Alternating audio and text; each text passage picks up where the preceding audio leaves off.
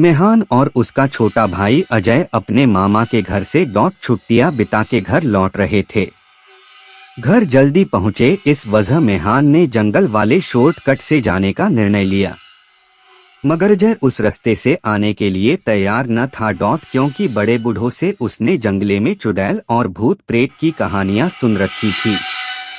वह बोला, भैया मैं जंगले के रास्ते नहीं आऊंगा क्योंकि वहां चुड़ैल का साया है।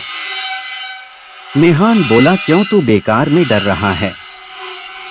तेरा बड़ा भाई है ना तेरे साथ, और ये भूत प्रेत चुड़ैल कुछ नहीं होता, सिर्फ मन घड़न कहानियां होती है।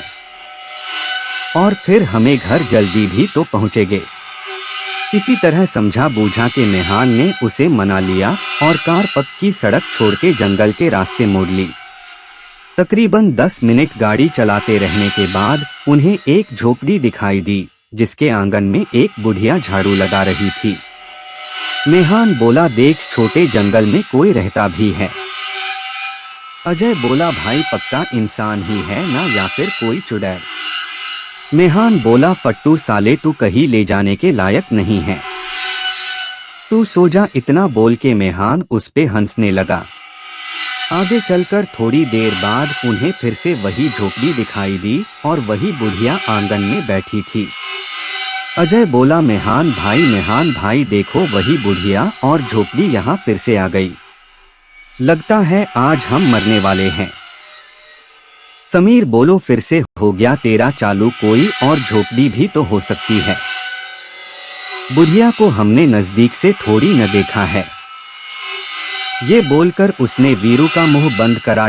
पर थोड़ी देर बाद जब वही झोपड़ी फिर से दिखी और इस बार समीर की भी फटके हाथ में आ चुकी थी।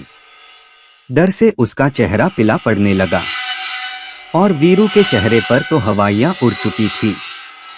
समीर वीरू से बोला, मुझे तेरी घड़ी दे। वीरू रोते रोते बोला, क्यों, मरने से पहले मरे घड़ी लेना चाहते हो क्या? बोला था न जंगले के रास्ते मत चलो।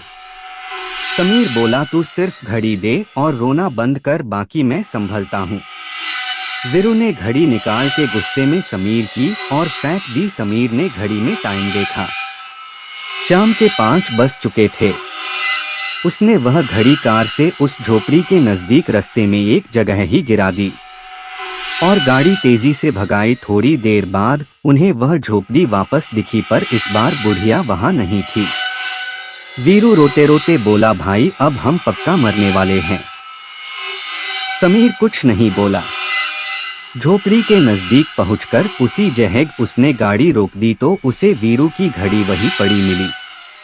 उसने समय हुआ था 5:10। समीर समझ गया था कि वह किसी छलावे के फंदे में फंस गए हैं।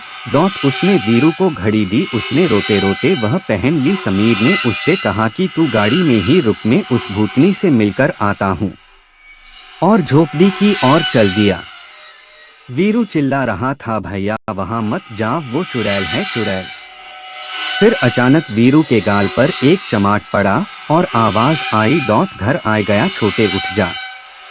और वीरू आंख मलते हुए उठा तो गाड़ी घर के आंगन खड़ी में थी। और समीर कार से सामान निकाल रहा था और जब वीरू ने घड़ी में समय देखा तो 5:10 हो रहे थे। समीर ने आके उससे पूछा, तू नींदम क्या बड़बड़ा रहा था? बे आज हम मरने वाले हैं, आज हम मरने वाले हैं। समीर की बात सुन के वीरू खुद पे ही हंसने लगा।